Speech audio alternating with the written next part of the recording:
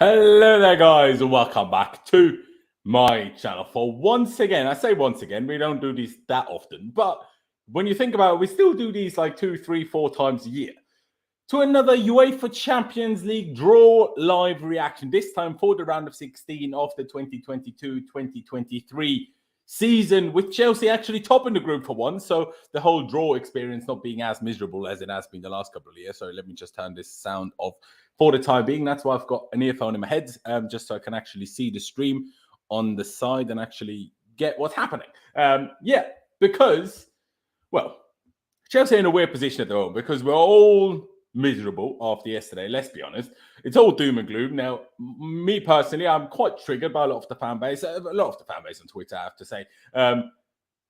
So, we're all not in the greatest mindset, and now we're having to focus on the Champions League draw against teams who we're only are going to be actually facing in March and February. So, I guess it swings and roundabouts.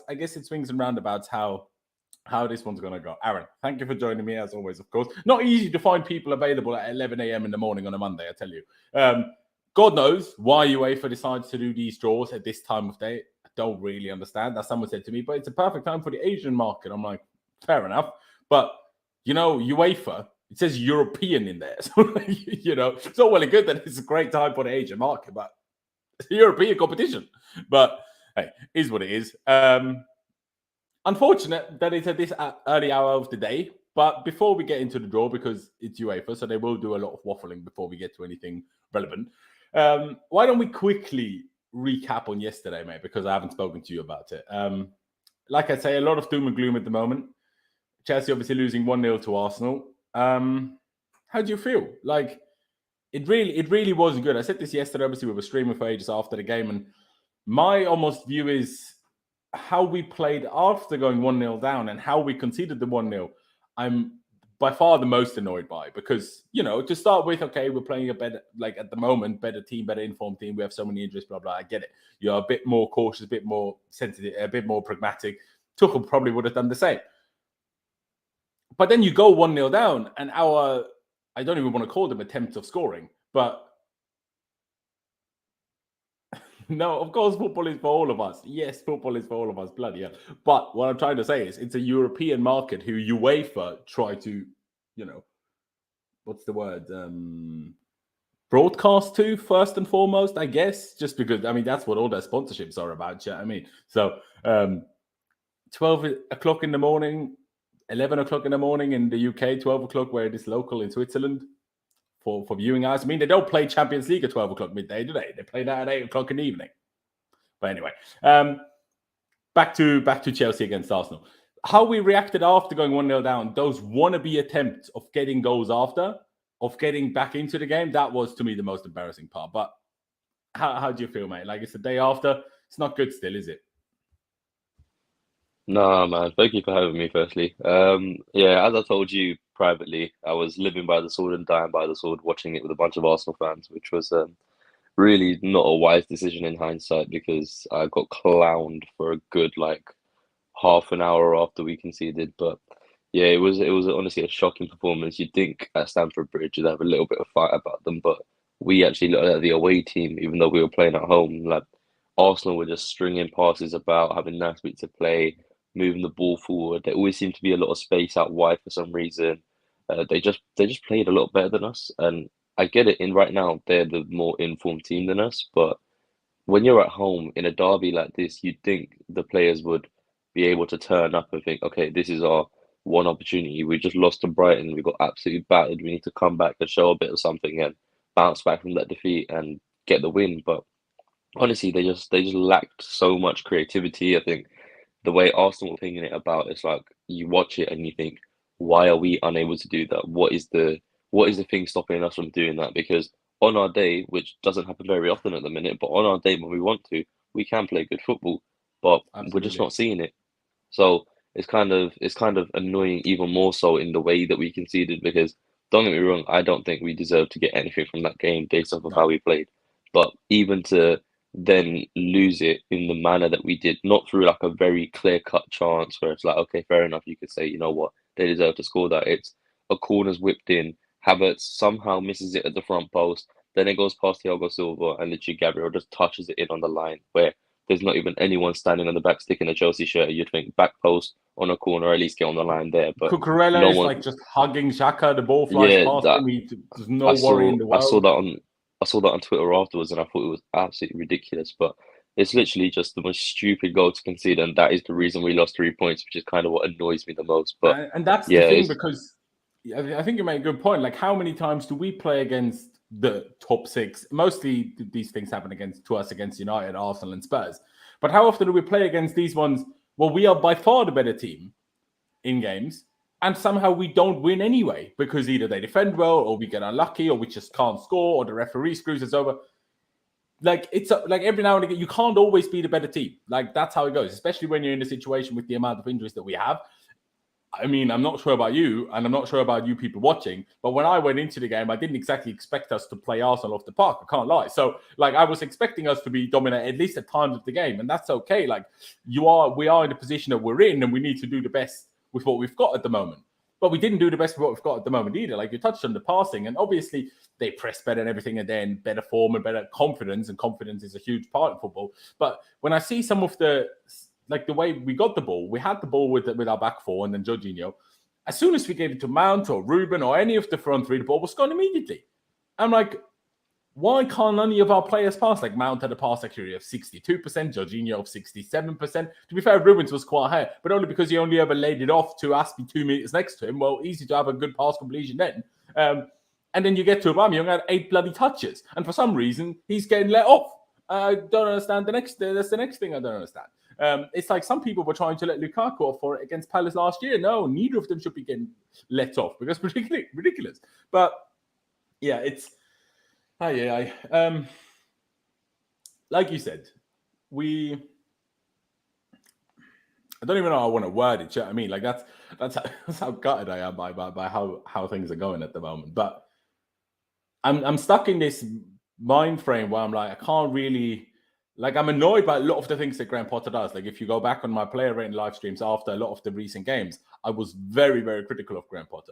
But what I don't like is this overall negativity and this overall, like, discrediting of everything. Like, how he's just a mid-table manager, he's just this, he's just that. Well, what was Guardiola before he took over the first team of Barcelona? He was a B-team coach. Does that now mean he's bad? No. What was Arteta before he joined Arsenal? He was an assistant manager. Like, if we appointed something like that, people would lose their shit all the time. And, like, I know people say, oh, well, we have different standards. No, we don't have different standards. No one has different standards.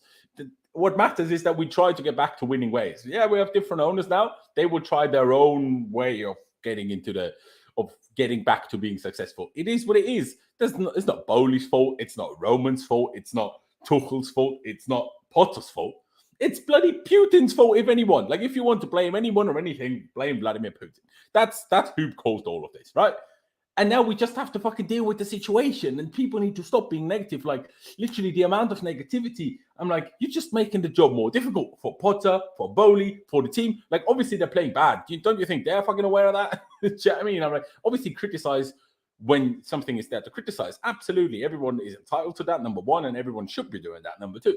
But there's certain limits to it. Like, you don't always need to say, oh, if only we didn't sack Tuchel. How the fuck do you know it would be any better? Like, you sit here and say, oh, this would never happen. Well, last time we played Arsenal and Tuchel, we lost 4-2. Do you know what I mean? And I hate this. And I'm only bringing Tuchel up because I see so many people that, like, in against Potter bringing Tuchel up. And I know I probably shouldn't even mention Tuchel either, because I don't even want this comparison. But then, like Sibs XE says there's certain things that Potter says and certain things that Potter does, which I'm really not a fan of. Absolutely not a fan of whatsoever.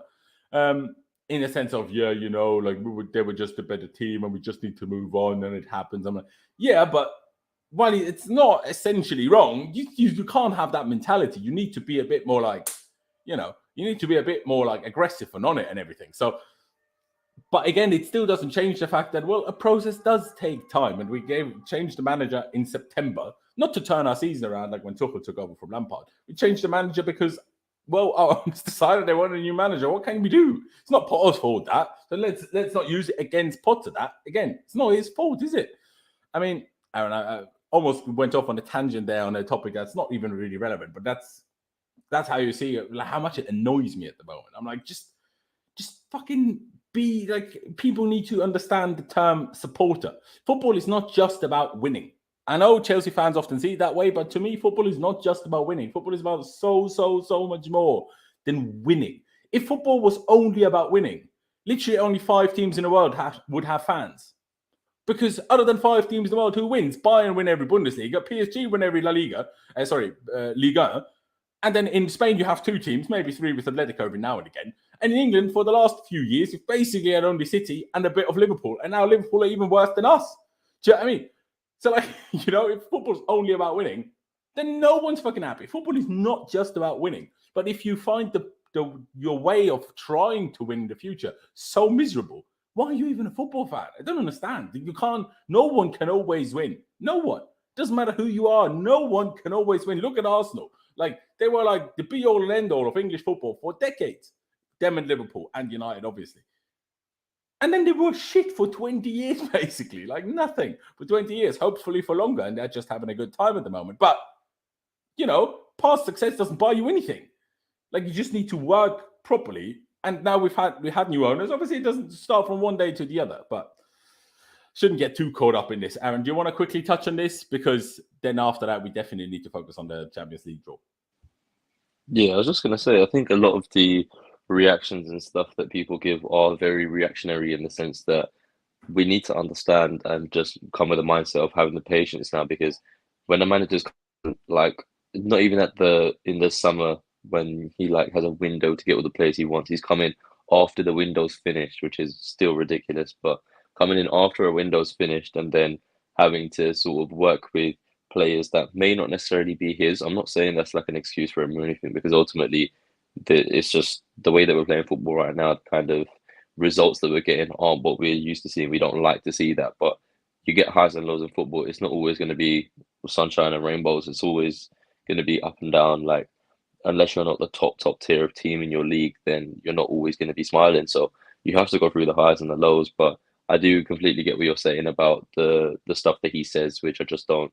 Some of the stuff that he says and doesn't really sit well with me at times. But it's just one of those things that I think when you're so used to having a manager like Tuchel, then coming in and having Potter is just it's going to be a little bit different. But I'm just seeing in the background that we've got the draw on now, so I think I'll shut up and we can focus on that. Exactly that. But to be fair to them, they have actually gotten things going pretty quickly. Can I hear something or no? Why am I not hearing anything? Give me some sound. The first team that's been drawn is RB Leipzig, so we could theoretically already be drawn. That would be very over and done very quickly. But as you can see, what I got up on screen for the time being is certain draw probabilities. As you can see, this time Chelsea don't have crazy likelihoods for anyone. By far the biggest likelihood in the whole draw is Liverpool playing against Bayern, which is quite amusing in around of 16, because Liverpool obviously came second on, I think, goal difference or head-to-head behind Napoli. Oh, for fuck's sake. Did we City get drawn always already? get a pissy. City always get the easy one, don't they? Your stream's slightly ahead of mine, don't worry, obviously, but I will refrain from reacting then. It's all good, it's all good. I don't know how you're managing this. Are you watching on a TV or a normal stream as well? No, I'm just watching it on YouTube. I'm watching it on YouTube. How's that? Just being derogatory towards Austria. Why can't we have the same time as UK? What is this?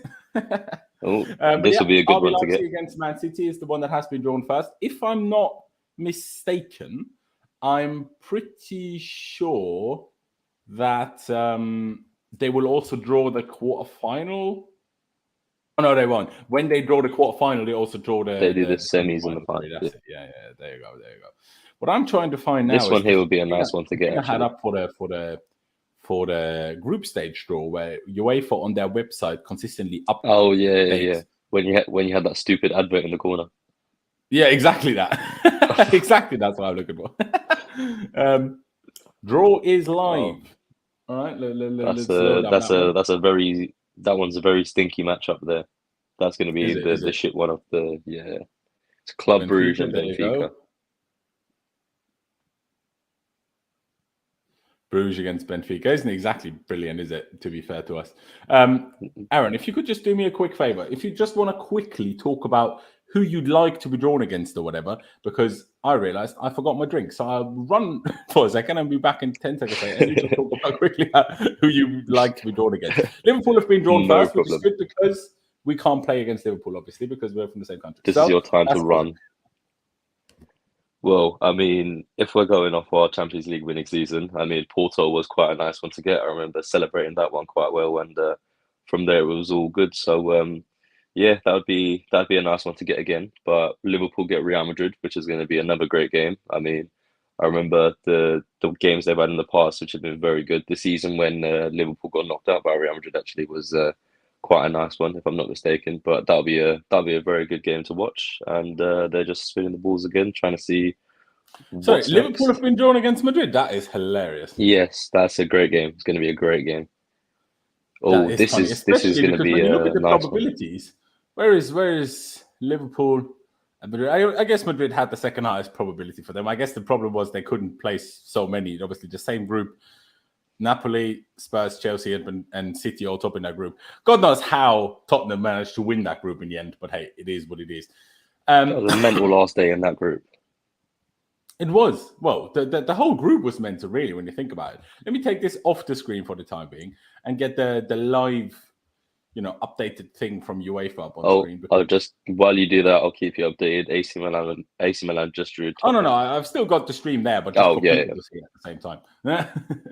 I feel like I'm most scared of getting Napoli at this point, based off of how they're playing. They just look unreal. We can't get Napoli, bro, because Napoli top. Oh, can we not? Oh, that's it exactly. Yes, perfect. Oh, Frankfurt. Did they top? No, they didn't top. They came second, so that'll be a. Yeah, exactly. We can be drawn against PSG, Frankfurt, Leipzig. Obviously not anymore now. Brugge not anymore now. Dortmund, and one other. I'll take a Frankfurt. That's the same as the semi-final of the Europa League that year. I'll take that. Yeah, I mean, my personal preference would probably be Dortmund because I've been to Frankfurt already, and I've always wanted to go to the Dortmund stadium. Fair enough. The yellow wall. Exactly, crazy. And also a huge stadium always makes it much easier to get away tickets, so no dramas there. So would be my personal preference, but I'd absolutely take Frankfurt. Like, lucky for you, we don't have Frankfurt. No, luckily we don't. See, the UEFA thing on screen is quicker than my stream here. But you might as well just stay on that screen. Is it Hamid or is it Amit? Yeah, Hamid. Hamid, because there's two brothers, aren't they? Yeah. They've got two, don't they? So surely just pick Chelsea now. Maybe not. Oh, Borussia Dortmund. So this might be the one you're looking for. Let's see. By the way, if you're in the chat, put it in the chat who you would like to be drawn against, other than the Invincibles, because you're not in the Champions League, so you don't have to bother about it. It's only between us and Porto now, so there's 1 in 2 chance. It's only between us and Porto. You will see it before me. First will be you, then it will be the website, then it will be my stream. Bloody hell, it'll take half an hour. Go on then, Dortmund. Lovely stuff. Did we get Dortmund? Yes, we did. Unbelievable stuff. This is great news, especially because we're trying to sign Bellingham anyway. Obviously, to realistically get Bellingham, we first need to make sure we actually get in the top 4 again. But in general, Chelsea versus Dortmund. Can't complain. Also, because we topped the group, we will have the second leg at home rather than the first leg, which obviously makes the whole thing obviously a little bit more easy.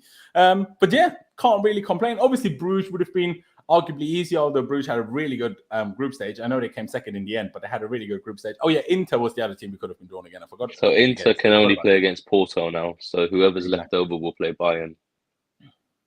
Who will play Bayern, sorry? I just need to figure out who the leftover team is. I don't think it's come up on screen yet, but Inter, Porto, and then Bayern will play again. Yeah, I'm not sure either.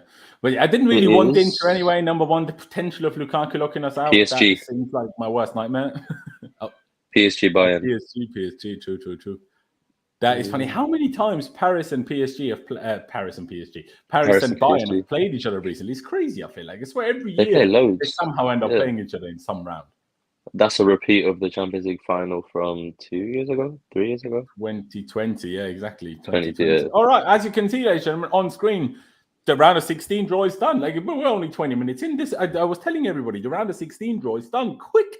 I was telling you guys, the round of 16 draw is done quick. But yeah, as you can see, Leipzig against Man City, Club Brugge against Benfica, Liverpool against Real Madrid, AC Milan against Tottenham, Do us a favour, Giroud. Frankfurt against Napoli, Dortmund against Chelsea, Inter Milan against Porto, and PSG against Bayern Munich. It's definitely an interesting one. Now, are they doing anything else in this draw, or are we just done now, basically? I'm assuming that's probably going to be done because the other rounds don't get drawn until the quarterfinals. So I think that might be it. I've got the stream up anyway, but I don't think. Yeah, I think so. No, exactly. No, I reckon so as well. But on that note, we should, rather than finishing straight away, I think we have a couple of other things to talk about. Shall we talk about these draws and reckon, basically make our prediction who we think in the end will go through? Now, obviously, let's take everything we're going to say in the next few minutes with a huge pinch of salt, because it's now November 7th. And by the time these games will be taking place, it's going to be the end of February and the second leg in the beginning of March. So everything, we have a whole World Cup in between. We'll have new world champions. We have a new transfer window in between. And God knows what can happen with managers, players getting injured, players coming back from injury. A lot of different things can happen between now and then. So who actually knows, other than Man City beating Leipzig? But otherwise, who the flip knows how any of this is going to go, really? But shall we start with this? I assume you agree that Timo Werner isn't going to knock out Man City yet? I mean, I highly doubt it. I think Haaland's just a machine, and the City should breeze past Leipzig. They should, honestly. Like, Leipzig are decent, like they're decent side. They go from like sometimes being good to sometimes being really, really bad. I don't know why they fluctuate as much as they do, especially in the league. Now, obviously, they already changed manager this season. As it is, they changed from, I forget his first name, but Tedesco to, forget the new manager's name as well. Well, I shouldn't have brought that up if I can't remember the names, can I? But, maybe it's another good thing. In Nkunku, if he can pull one off, knock City out, it's great for everyone. So, but probably not, because if Nkunku knocks Man City out, we're just going to face, unless we have it done by then it's fine. But if we don't have it done by then, we're just going to face even more difficulty trying to get him above the club, especially if we don't make top four. But I'm still going to remain positive we will make top four in the end. But move on. Club Brugge to Benfica, against Benfica. One that Marco Rosa, that's it, Sanya. Thank you very much. One that we probably know the least about. Like, I don't watch Benfica regularly. I don't watch Club Brugge regularly. And when I watch these teams, it's always difficult because on the days that Chelsea don't play, as you know, in the Champions League, always every side of the draw almost plays on the same day. So if Chelsea play Tuesday, the same teams will play that Tuesday the next week, then on the Wednesday instead. So I can never watch the teams that play on the same day as us. I have no idea if Benfica play on the same day as us. I'm honest. I know Bruges didn't. So I saw some of it during like the Champions League conferences where they just switch between wherever a goal happens. But I don't know much about them. But you'd expect Benfica to go through, right? Yeah, I think Benfica should go through. I think they're just, when you think about the kind of quality of players they've got in comparison to Club Brugge, they slightly edge it a little bit. But I do think Benfica play on the same day because they're in the same group as PSG and Juventus were. And when I was at the ground on Wednesday, the scores were coming up at halftime. So I'm pretty sure Benfica are in the same day as us. But yeah, I'd expect Benfica to go through. There you go. I would as well. And then we get to a really big one. Like PSG Bayern is big, but Liverpool Real Madrid is at least equally as big. Now, obviously, Liverpool are in poor form right now. They beat Spurs yesterday, to be fair, but in general, they're in poor form right now. They're even behind us, and you know how badly we're doing. So, they're definitely not doing well. Real Madrid have had a good start to the season in general, but they haven't, at least to me, when I've, turned into whatever they're doing, watched highlights and stuff, they haven't looked as impressive as they did at times last season. Pros have 3 matches at the same time, TV, PC, and phone. Yeah, but not while I'm trying to focus on Chelsea. You know what I mean? I'm trying to do content about Chelsea, aren't I? So I can't just focus on other teams too much, can I? But yeah, so Real Madrid, they're just good. But Benzema's obviously getting older. Big Alaba, the Austrian leader of defense. Rudiger sat on the bench and playing right back all the time. That's fun. You should have just stayed, Rudiger. We would be better off. You would be better off. Everyone would be better off. But no, you had to bloody ruin it. And your agent bloody blackmailing Marina Granovskaya. You must have the stupidest agent in the world. Who comes up with the idea of trying to blackmail Roman Abramovich's right hand? Sorry, how stupid you have to be for that. But anyway, Liverpool, Real Madrid, what do you reckon? Again, it's in 3 months' time, so who knows? But do you reckon Liverpool could find form again by then? Because I think Liverpool on form beat Madrid. But Liverpool not in form don't beat Madrid. Especially over 2 legs. Like a final, I will always back Madrid over Liverpool. Because Madrid just, especially Champions League finals. Like Madrid are just made for this. But a two-legged affair is a bit different. So how do you see that one going, mate? I mean, we're deep into the seventh season syndrome, and when you've got Ballon d'Or Benz, Fede Valverde on the form of his life, and Vinny Jr. running at Trent again, I think there's only one winner here, and that is Carlos men, Real Madrid. Fair dues. I mean, I hope so, because it would just be funny if Liverpool get knocked down around 16, wouldn't it? And then are you doing a Europa League draw reaction? No, we will not. Number one. Number two, is that right now as well? I don't even know. But no, we will not. We will not. I mean, we might get it up if we're still live by the time it's done. We might just quickly talk about it, but I don't think we will be live by then, because how much longer is it going to take us to talk through the rest of the teams? Like I say, it's 11 a.m. in the morning. A lot of people that we have on these streams regularly are in America, where it's bloody 6 a.m. in the morning now, so they're just sleeping, or they're like at work or at college or whatever else. Do you know what I mean? So like, not everyone is always available. Milan Spurs. Now, we played Milan, battered them twice, really. That was the good times. Graham Potter, 3-0 against them at home, 2-0 against them away. I was there. We had a great time. Who knew what would happen after that? But it was still probably the worst day of the season, that Milan away game, because that's when Reece James got injured and screwed everything. I guarantee we beat Arsenal if we have Reece James. Now, it's easy for me to say that now, isn't it? But you cannot prove me wrong, so I'm lucky. But Milan Spurs, I reckon Milan got this. What do you think? Just to touch in on the Europa League draw, I think people need to realise we're big boys. We don't deal with Thursday nights. That's for the shitters. We might be sat here in a year's time doing. No. I have faith. But we don't deal with that Mickey Mouse competition, so we'll leave that to the shitters in the Premier League. But I reckon Giroud masterclass. He's gonna come back and he's gonna give Conte one, and he's gonna knock him right out, because Conte's European record is so shit anyway. So I think he's gonna continue that. Conte just for the life of him cannot win a European knockout tie. He just this haram football that he plays can only last so long before it just catches up with you, and it's going to catch up with them at the San Siro. Exactly. Let's hope so. Let's bloody hope so. Big up Giroud, big up Tomori. Even though Tomori obviously tried to give the big one before playing Chelsea and got humbled, shall we say. Frankfurt Napoli, in terms of fan bases, one of the biggest games in these fixtures. But in terms of, I say that, I was going to almost say quality of football, but bloody Napoli are incredible this season. I think it's a record that they broke this year with scoring 20 goals in the 6 group stage games. That's insane, by the way. In a group where they were not top seed and they had like all these easy teams in that group. Now, to be fair, Rangers did have a right sinker, but still, they still had Liverpool in that group. And who else did they have? Ajax. I forget. Ajax, see, so like the opposite of what you would have said was an easy group when it was initially drawn, but Napoli topped it, breaking records, all sorts of stuff. So good stuff. But you have to expect Napoli to beat that. The fact that Frankfurt, this was by the way Eintracht Frankfurt's first ever qualification to the UEFA Champions League. They might have been in the European Cup before it was called UEFA Champions League, but I swear I read the other week that it's their first ever time in the Champions League. Obviously, after winning the Europa League last year, that's how they got into it, not via qualification in the Bundesliga. So you'd expect Napoli to win that, right? Yeah.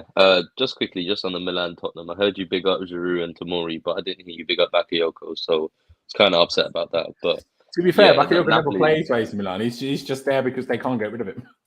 Once a blue, always a blue. Don't worry about that. But yeah, Napoli just playing. Are you sure he's a blue? Right? He felt a bit more like a Watford fan at some points, but No. He was shit, but he was blue. He was a shit blue, but it's fine. We count them all. But yeah, I think Napoli. Don't get me started on that T-Rex. But yeah, Napoli. But you say that, my guy. I haven't even seen him run like a T-Rex because I've never seen him run at Chelsea Football Club. My guy's always standing around doing nothing. I mean, you make a good point, but he still stands there with his arms flapping about like a T-Rex anyway. So no, exactly, it is true. Yeah, but yeah, let's just keep the Dortmund Chelsea one. Sorry, just touch on Napoli quickly because I sidetracked from the Napoli result. But I think having Osimhen up front and the Kvaratskhelia on the left, he's unreal, and I think they've got way too much quality for Frankfurt. Yeah, no, I agree. They like that in terms of like. Other than City Leipzig, to me, this is the most clear one. Maybe this is even clearer, potentially, than City Leipzig, if I'm honest. Because Frankfurt, they turn up on big occasions. That's their thing, especially with the fans. But over 2 legs, I just don't see that happening. Let's keep the Dortmund Chelsea one to last, and let's talk about Inter Porto. Now, Inter lost to Juve yesterday, and anyone that loses to Juve has got to be a bit shit because bloody hell, Juve are dreadful nowadays. But at the same time, Porto often do somehow make the round make the quarterfinals. So I don't really know. I want to say Porto just because Lukaku, and I don't like Inter in general. But if I'm being honest, I probably still think Inter will edge it. But I reckon it will be quite close. I don't think it will be as obvious as maybe a lot of other people will expect that to be. What do you think, mate? This is actually, like you always have like that one shocker result in a year in the Champions League where you're like, you did not see that coming. This is the game where I say that's going to happen, and I think Porto will knock Inter out. I just think when you look at all the other fixtures, I think it's way too easy to call them. Well, not easy, but like say for example, the Liverpool Real Madrid is so tight that you can go either way, but the rest are pretty easy to call. With this one, I just think there's going to be like a shock in there. I think Porto will just, like when you're that extra bit fired up because they've done well in their group stage as well, so they're going to want to continue that momentum. I think they'll just get the edge over Inter Milan. Fair. I mean, I hope so. Paris PSG against Bayern Munich. Huge, absolutely huge. Obviously, PSG have not just right now, but of all time, one of the most crazy front threes you have ever heard of. The fact that Messi, Neymar, and Mbappe play in the same team, it's ridiculous. But it's still PSG who somehow bottle it every time they do anything in Europe. So now they're playing Bayern Munich. Now again, with Bayern Munich, you always have to wait a little bit, the situation that they're in. Right now, as of today, I would say PSG beat Bayern. But by the time we get to this game, Bayern might have just signed a striker because obviously they lost Lewandowski in the summer and never actually replaced him. And now Choupo-Moting is all of a sudden looking like the next bloody Haaland. Do you know what I mean? Like that one goal he scored last week in the Champions League was outrageous stuff.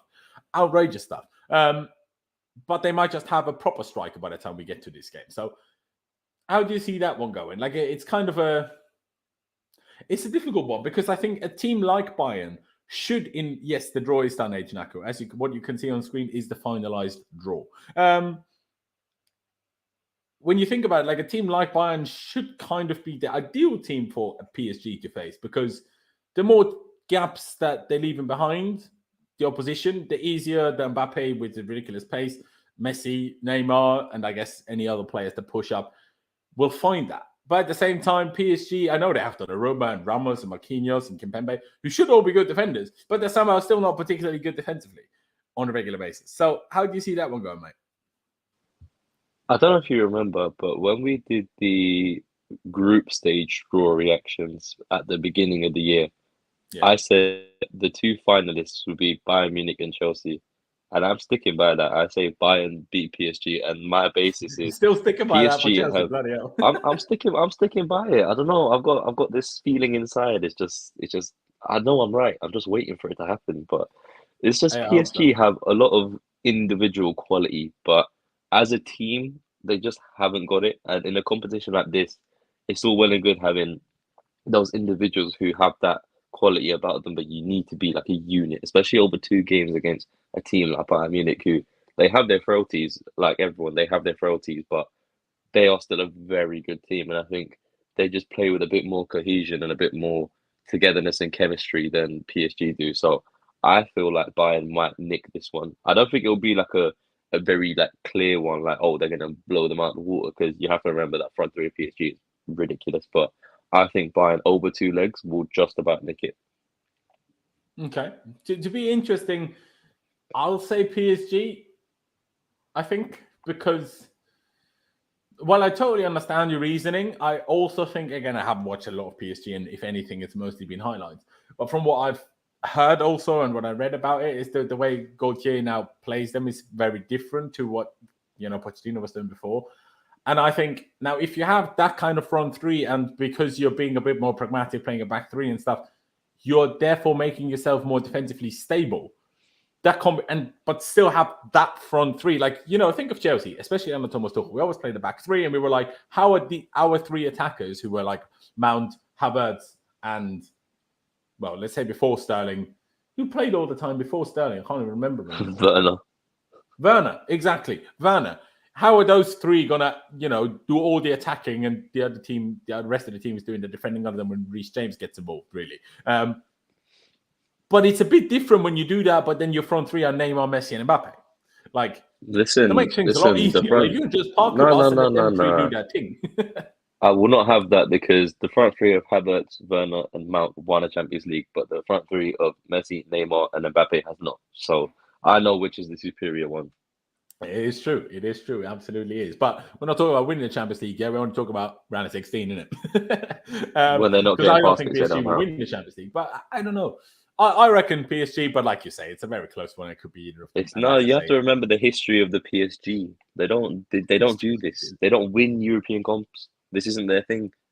No, they don't. They don't. But they do win round of 16s. Not this time. Not this time. Well, I hate Bayern more than I hate PSG, so I hope it's PSG.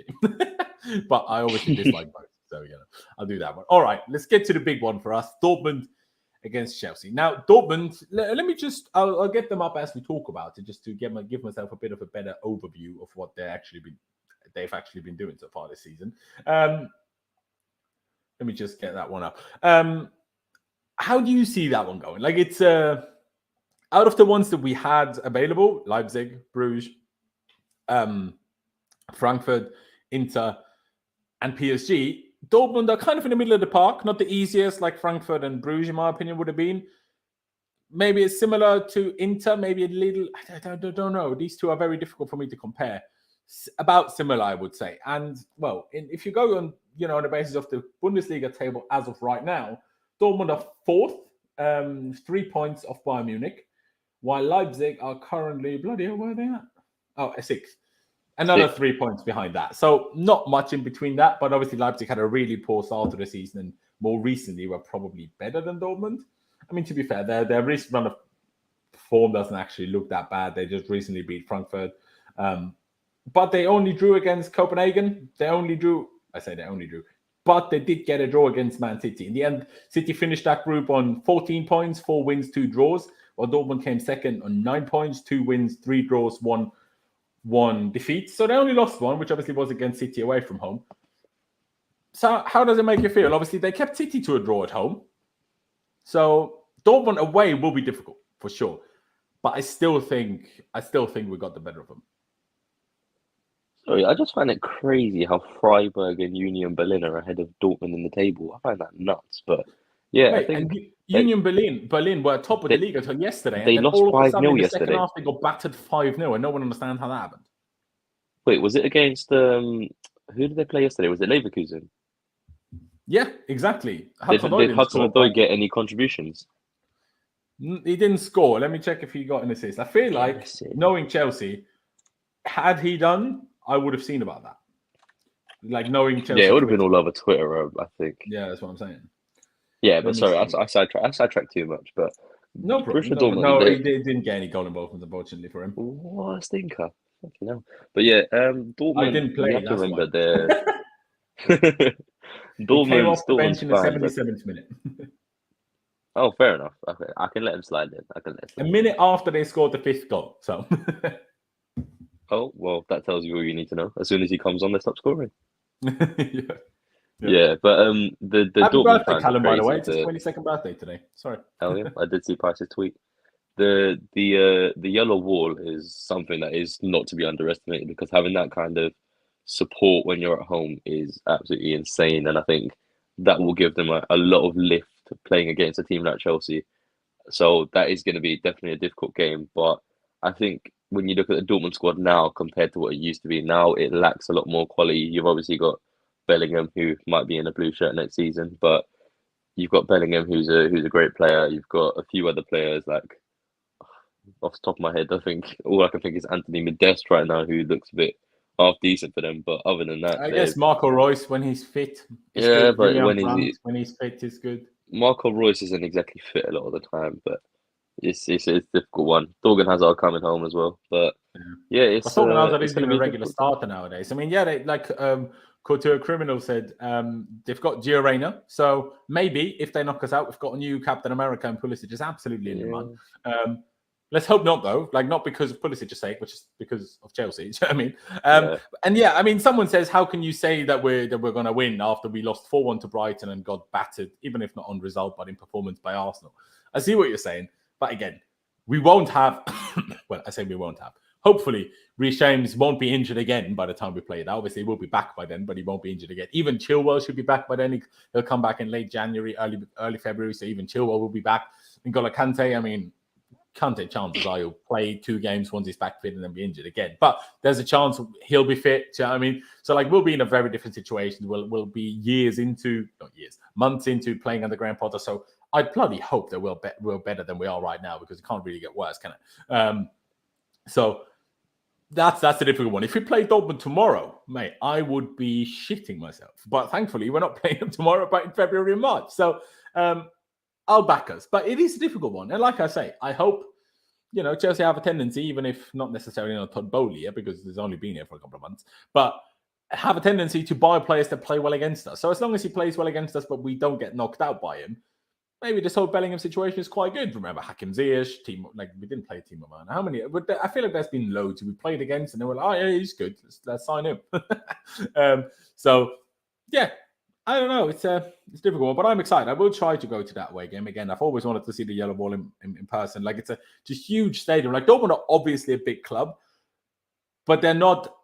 Sorry if I'm offending any Dortmund fans, at least from my perspective, they're not a club who, without you knowing much about their stadium size, where you'd expect them to have an 80,000 seater stadium. Do you know what I mean? Where one stand is 25,000 people. Their stadium's 80,000 seats. Yeah, 80,000. Yeah, even over 80,000. They're sold out every single game. Yeah. I just remember watching I think it was Dortmund who played the first game after lockdown, and every single person just watched that on TV. No one gave a shit about the game. But it's just because it was the first game after lockdown. Everyone tuned. Everyone was a Bundesliga fan for ages because of that. But I didn't realize their stadium was that big. That's crazy. No, it's huge. It's huge. Which, again, does make the whole getting away tickets thing much easier, because obviously the away allocation is based on the capacity, and you always get at least 5%. So the bigger the capacity, the more the 5% is. So, should make that whole thing easier and just more exciting, really. Absolutely brilliant. I don't really know what else we can really talk about. It's only been 45 minutes, but, fair play to UEFA. They didn't waste too much of our time today. Anything you would like to add, Aaron? You know what? I think would be a good idea is to revisit our group stage predictions, our quarterfinal or round of 16, quarters, semis, and all that predictions at the end of the season once the Champions League finished, and see who got the most right. I think that'd be quite interesting, actually. Because I remember saying Napoli would top their group. So if I think of it, when we do the preview for the first Dortmund game, we could come back and at least, or after the round of 16s, I guess, and come back and look at this. Or, just like I say, before the Dortmund game, almost see if our predictions are even still the same. Because, like I say, it's now 3 months before. Maybe our predictions change between now and then. Could be. I might do like a little bit of... Other than maybe the PSG, Bayern, and Liverpool, Real Madrid one. I think they're probably going to be similar. I guess Milan, Tottenham could change. Conte could be sacked by then if he keeps going the way he is. Hopefully. Yeah, hopefully. Well, I don't know. It depends on who they get instead. Imagine if Tuchel, wouldn't be hopefully then. Please, you can't have another Chelsea manager going to Tottenham. That would kill me. Exactly. Especially him. Well, my hope is that PSG knock Bayern out, Bayern sack Nagelsmann, and they get Tuchel. Now, I don't want Tuchel at Bayern either, but at least he can't go to any English clubs if he's there. Do you know what I mean? I'm just scared if Klopp keeps stinking up the gaff and they get rid of him, then they might go for Tuchel. That'd be it. I'm scared of that as well. That will hurt my soul. Absolutely. All right. Yeah. I mean, again, don't really have much more to say. We predicted City, Benfica, Madrid, Milan, Napoli, Chelsea, Inter, but Aaron went for Porto, I'm pretty sure. I said PSG. Aaron said Bayern Munich. Hey, we'll just have to wait and see. Ladies and gentlemen, I appreciate all of you that have tuned in today, especially at this early afternoon. Obviously, all of you are in different parts of the world. Some of you will be in Asia. Some of you will be in Africa. Some of you will be in America. Some of you will be in Europe. Don't know if any of you are Australian. Probably not, because it's the middle of the night there. So I presume not.